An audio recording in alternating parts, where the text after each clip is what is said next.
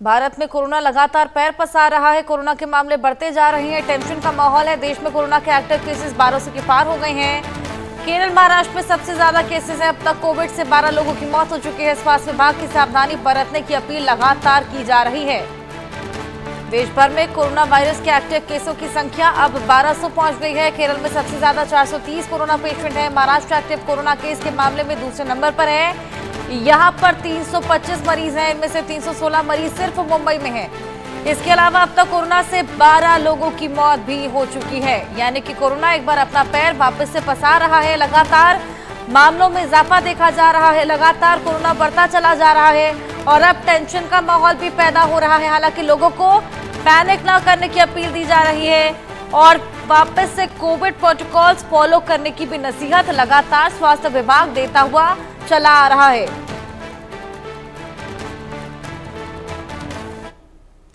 Corona को लेकर हरियाणा के नूंह जिले में स्वास्थ्य विभाग पूरी तरीके से अलर्ट पर है। हालांकि जिले में अभी तक कोई भी कोरोना का एक भी मरीज नहीं है। नूंह स्वास्थ्य विभाग कोरोना को लेकर कितना सतर्क है, इसको लेकर हमारे संवाददाता सोनू वर्मा ने एसएमओ डॉक्टर कपिल देव से खास बातचीत की है। क्या कुछ उन्होंने कहा है, आइए आपको सुनवाएं। जी आप बता दें, आपको को लगातार कोविड के केस पड़ोसी जिले से आ रहे हैं और वहीं बता दें कि नूंह जिले की अगर बात करते हैं, नूंह जिले में अभी तक कोई भी कोविड का केस नहीं आया है। लेकिन उसके बावजूद अगर स्वास्थ्य विभाग की अगर बात करते हैं तो स्वास्थ्य विभाग ने अपनी पूरी तैयारी यहाँ पे की ली है। और आज हमारे साथ एसएमओ कपिल हमारे साथ मौजूद है। उनसे भी हम इस कोविड को लेकर डिस्कस करेंगे, क्या कुछ तैयारी की गई है और कितने केसेस नूंह जिले में आए और साथ ही साथ इसमें क्या कुछ सुविधाएं इसमें बढ़ती जा रही है। सर आपका बहुत बहुत स्वागत है। और बात करते हैं नूंह जिले में कोविड को लेकर, सर क्या कोई केसेस ऐसा आया है, क्या कुछ लक्षण ऐसे दिखाई दिए हैं किसी मरीज में? नमस्कार, आपके दर्शकों को मेरी नमस्कार। देखिए, अभी जो आपने बताया पास के ज़िलों में केसेस आए हैं, लेकिन वो तो गॉड ग्रेस है, हमारे ज़िले में अभी तक कोई केस नहीं आया है। जी। दूसरी बात, सारी पीएचसीज़ और सीएचसीज़ पे हमारे वर्दी सिविल सर्जन साहब ने ऑर्डर्स दे दिए हैं कि सारी वॉर रेडी रहेंगी। जो भी आईएलआई के और सारी के जो भी केस आते हैं उनके लिए अलग से ही ओपीडी का बंदोबस्त किया गया है। और सबसे मेन चीज़ ज़रूरी क्या है कि अभी ये एक दस्तक है, इसमें किसी को पैनिक होने की ज़रूरत नहीं है। बस ये सब कोई पुरानी बात नहीं है। कुछ साल पहले ही हम इससे गुजरे हैं, तो इतना ही कह सकता हूँ कि सावधानी ज़रूरी है, पैनिक नहीं करना है। वही अपना डिस्टेंसिंग कोशिश करो और अपना अगर आपको लगता है आपके इस तरह के कोई लक्षण है या उसकी अपनी टेस्टिंग करवाइए। यही मेरी आपसे वो है। सर बात करते हैं, क्योंकि अगर पिछली बात करते हैं जब इस टाइम कोविड आया था उस टाइम ऑक्सीजन की बात भारी कमी देखने को मिली थी। तो इस बार ऑक्सीजन को लेकर क्या कुछ तैयारी है, किस तरह का आपने बंदोबस्त यहाँ पे किया गया है? देखिए, मैं पिछली बार भी मौजूद था यहीं पे और हमारे एरिया में कम से कम कोई ऑक्सीजन की कमी महसूस नहीं हुई थी। वो कहीं और एरिया में रही होगी। हमारे एरिया में पर्याप्त मात्रा में सब चीज़ें उपलब्ध हैं। ऐसी कोई आज के दिन पैनिक की बात नहीं है। सर बात करते हैं हॉस्पिटल में जो मरीज आ रहे हैं, क्यों दिन प्रतिदिन ओपीडी बढ़ती जा रही है और मरीज जो आ रहे हैं, क्या वो मरीजों को आप कोविड को बचाव को लेकर मास्क जैसे सावधानी बरतने के लिए उनको हिदायत दे रही है, या फिर कोई इस तरह के कि जो मास्क लगाया गया क्या वही हॉस्पिटल के अंदर एंट्री कर सकता है? तो इस तरह की कोई भी कहानी ऐसी है? देखिए, सिविल सर्जन महोदय द्वारा इस तरह के ऑर्डर्स जारी कर दिए गए हैं और सभी को कोरोना प्रोटोकॉल के बारे में, प्रिपेयर्डनेस के बारे में बढ़िया से मीटिंग लेके सभी चिकित्सा अधिकारियों को, जो नोडल ऑफिसर्स हैं, उनको बता दिया गया है। बाकी अभी इतना कोई हमारे ब्लॉक डिस्ट्रिक्ट में है नहीं, ना हमारे ब्लॉक में है। तो मैं इतना ही कह सकता हूँ कि अगर कोई रेगुलेशन इस तरीके की बात आती है तो 100% हम लोग उस चीज़ की तरफ ध्यान दें। सर बात करते हैं कोविड को लेकर, क्योंकि अगर इसके बचाव किस तरह से अगर कोई इस तरह की आती है, इसका लक्षण क्या है, किस तरह से इसका पता लगा कि कोविड हुआ है और उसको बचाव के लिए क्या कुछ करना चाहिए? लक्षण वही है, कोई फीवर आता है, थ्रोट पेन होता है, हेडेक, नौजिया, इस तरीके की जो खांसी जुकाम, इस तरह का अगर कोई पेशेंट आता है तो वो सस्पेक्टेड केस में आता है। तो सर इसका बचाव के लिए क्या कुछ करा जाए? बचाव के लिए तो तभी हम कह सकते हैं जब ज़्यादा से ज़्यादा टेस्टिंग हो, टेस्टिंग होगी, टेस्टिंग के बाद ट्रीटमेंट होगा। जो एसिम्प्टोमेटिक लोग हैं जिनके अंदर सिम्टम्स मतलब हैवी नहीं है या कम है, तो उनको होम होम आइसोलेशन में ही रखा जा सकता है। हम उनको हॉस्पिटल में नहीं भेजेंगे, उनको होम आइसोलेशन ही किया जाएगा।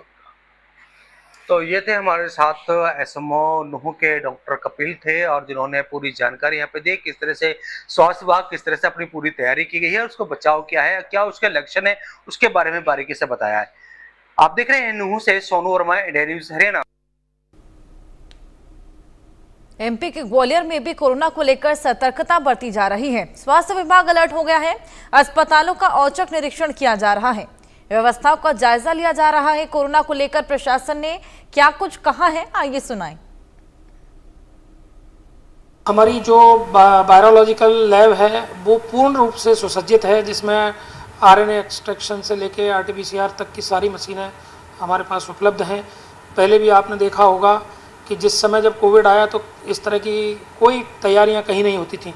आज तो हम सक्षम हैं, हमारा स्टाफ ट्रेंड है, कहाँ कैसे उसके सैंपल कलेक्ट करने हैं, कैसे तत्परता से उसकी जांचें करनी है, जांच करने के बाद लोगों को जागरूक करने की जो कार्य है वो कैसे करना है, सावधानियां कैसे बरतनी है, वो एक दिन का काम है। तो बिल्कुल घबराने की कोई आवश्यकता नहीं है कि अपने जो ऑक्सीजन प्लांट पीएसए प्लांट लगे हुए हैं, सिविल अस्पताल हजीरा, मुरार हॉस्पिटल, मोहना और हस्तिनापुर में, चारों प्लांटों के लिए अपन ने पत्र लिखा है शासन को। जैसे कि जो अपना हजीरा वाला वो तो वर्किंग में है, पर उसमें भी कई बार प्रेशर गिर जाता है, तो इसके लिए सुधार के लिए अपन ने पत्र लिखा हुआ है। साथ ही जो अपने सिलेंडर्स थे, ऑक्सीजन सिलेंडर, उनको पूरों को रिफ़िल करा लिया जाएगा, एक आध दिन में पूरे रिफ़िल हो जाएंगे। बाकी सिविल सर्जन से भी डॉक्टर राजेश शर्मा से भी बात हुई है, तो वो पूरी तैयारी हम लोग कोविड वार्ड अलग बना रहे हैं, उसका प्लान कर रहे हैं। दूसरी चीज़, दवाई की उपलब्धता भी। महाराष्ट्र में कोविड पॉजिटिव के पेशेंट्स बढ़ रहे हैं। कोरोना के बढ़ते मरीजों की संख्या को देखते हुए मुंबई के कामा हॉस्पिटल में महिला और बच्चों के लिए कोविड वार्ड बनाए गए हैं। यहां ऑक्सीजन भी रखा गया है। संवाददाता सुधाकर कश्यप की आपको एक रिपोर्ट दिखाते हैं।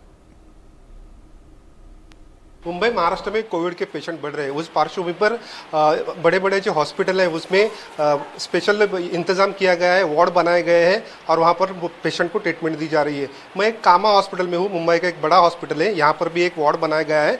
बच्चों और औरतों का ये हॉस्पिटल है, ये स्पेशल यहाँ पर ट्रीटमेंट दी जाती है। यहाँ पर अभी मैं एक वार्ड में हूँ, आइसोलेशन वार्ड है, यहाँ पर बच्चों का वार्ड है और हमारे साथ है ये हॉस्पिटल के डीन अधीक्षक पालवे सर है। हम उनसे भी जानेंगे कि क्या क्या यहाँ पर तैयारी की गई है। सर, ये कौन सा वार्ड है ये और क्या क्या तैयारी की गई है? ये हमारा जो हॉस्पिटल है मैटरनिटी एंड चाइल्ड है, तो यहाँ पे हमने दो तरह के वार्ड बनाए हैं। एक है फीमेल या मैटरनल पेशेंट के लिए और दूसरा है पीडियाट्रिक ग्रुप के लिए। पीडियाट्रिक ग्रुप मतलब maximum up to 8 to 10 years तक, उसके लिए हमने वार्ड बनाया। और जो न्यूबॉर्न है, मतलब जस्ट बॉर्न बेबी रहते हैं 1 महीने के अंदर या 3 महीने के अंदर, उनके लिए भी अलग से वार्ड है। हाँ, ये 3 प्रकार के वार्ड है। उसमें वार्ड में 2 टाइप रहते हैं। पहला जो टाइप रहता है उसको बोलते हैं सस्पेक्टेड वार्ड, या जिसको फीवर है उसको रखा जाता है। और बाद में जब डायग्नोसिस हो जाता है तो उसको हम सेपरेटली कोविड वार्ड में शिफ्ट करते हैं। तो अभी जो हम वार्ड में है, जो पेशेंट्स को फीवर है उनको रखा गया है। उनकी टेस्ट हम KEM नहीं तो कस्तूरबा भेजते हैं। अगर उसमें कोई पॉजिटिव आता है तो यहाँ के जो ए वार्ड है, मतलब लोकल BMC ऑफिस, वहाँ पे इन्फॉर्म करते हैं और गवर्नमेंट को इन्फॉर्म करते हैं। क्या सर तैयारी की इसके बारे में, कितनी तैयारी की है और हाँ, क्या क्या कितने वार्ड बनाए अभी तक? हाँ, टोटल 3 वार्ड है। हर बेड के लिए ऑक्सीजन है और जो बेड के पास वॉल नहीं उसके लिए हम ऑक्सीजन सिलेंडर रखे हैं। मेनली जो रिक्वायरमेंट है कोविड का है वो है ऑक्सीजन फर्स्ट, और बाद में डायग्नोसिस के लिए जो चीज़ लगती है वो है एक्सरे, ABG मशीन, ज़रूरत पड़े तो अल्ट्रासाउंड, वो सब चीज़ें अवेलेबल की गई है। और अगर पेशेंट बैड हो जाता है तो वेंटिलेटर सपोर्ट की ज़रूरत पड़ती है। लेकिन हमने जो लास्ट वेव यहाँ पे हमने देखी थी 20, 21, 22, तो वहाँ पे हमने अप्रोक्सीमेटली 1400 से 1500 पेशेंट एडमिट किए थे। हमारे यहाँ पे मोर्टेलिटी रेट एक सिंगल मोर्टेलिटी थी और वेंटिलेटर लगा ऐसे हार्डली 15 पेशेंट थे। तो पॉसिबिलिटी रेयर है कि they will go on ventilator. सिर्फ जो पेशेंट में जो फीमेल, हमारे यहाँ पे तो फीमेल पेशेंट आएंगे, जो फीमेल पेशेंट में हाइपरटेंशन है, डायबिटीज़ है, अस्थमा है, या जो बच्चों में अस्थमा है और कुछ इश्यू है, सपोज बच्चों में नेफ्रोटिक सिंड्रोम करके रहता है, किडनी की बीमारी, अगर उसमें अगर कोई हो जाता है तो वो बैड हो जाते हैं। अगर फीमेल में जो मैटरनल फीमेल है वो प्रेगनेंसी में अगर उसका ब्लड प्रेशर बढ़ गया है, ब्लीडिंग ज़्यादा हो रहा है, तो ऐसे केस में अगर कोविड पॉजिटिव रहेगा तो ज़्यादा डैमेज होने का चांस रहता है और पेशेंट बैड होते हैं। मेनली जो रिक्वायरमेंट रहती है बेड के लिए वो है ऑक्सीजन, और बैड पेशेंट के लिए वेंटिलेटर सपोर्ट। सर, क्या गवर्नमेंट ने क्या गाइडलाइन जारी की है इस बारे में, और आप किस तरह से उसके ऊपर अमल कर रहे हैं? रिसेंटली अभी 3 दिन पहले WHO ने गाइडलाइन जारी की है। वो अबाउट म्यूटेशन जो हुआ है उसके बारे में है। म्यूटेशन जो हुआ है, वायरस में हर साल म्यूटेशन होते हैं। म्यूटेशन हुआ है लेकिन उनके जो सिम्टम्स है इन्फेक्टेड होने के बाद, वो सिम्टम्स जो पहले कोविड था वही सिम्टम्स हैं उनमें। अगर कुछ सिम्टम हुए, अलग चेंजेस नहीं हुए हैं, मतलब फीवर आएगा, कभी कभी हाई ग्रेड फीवर रहेगा, और कभी कुछ पेशेंट में पहले सोर थ्रोट आता है, बाद में फीवर आता है, और अगर 3-4 दिन का गैप हो जाता है तो तुमको कब स्टार्ट होता है, पहले URTI जैसा सिम्टम होगा और बाद में लोअर रेस्पिरेटरी ट्रैक्ट इन्फेक्शन होगा, और थोड़े दिन बाद, मतलब और 3 दिन जाने दो, तो उसके बाद आपको थोड़ा दम लगेगा, तो उसका मतलब है कि वो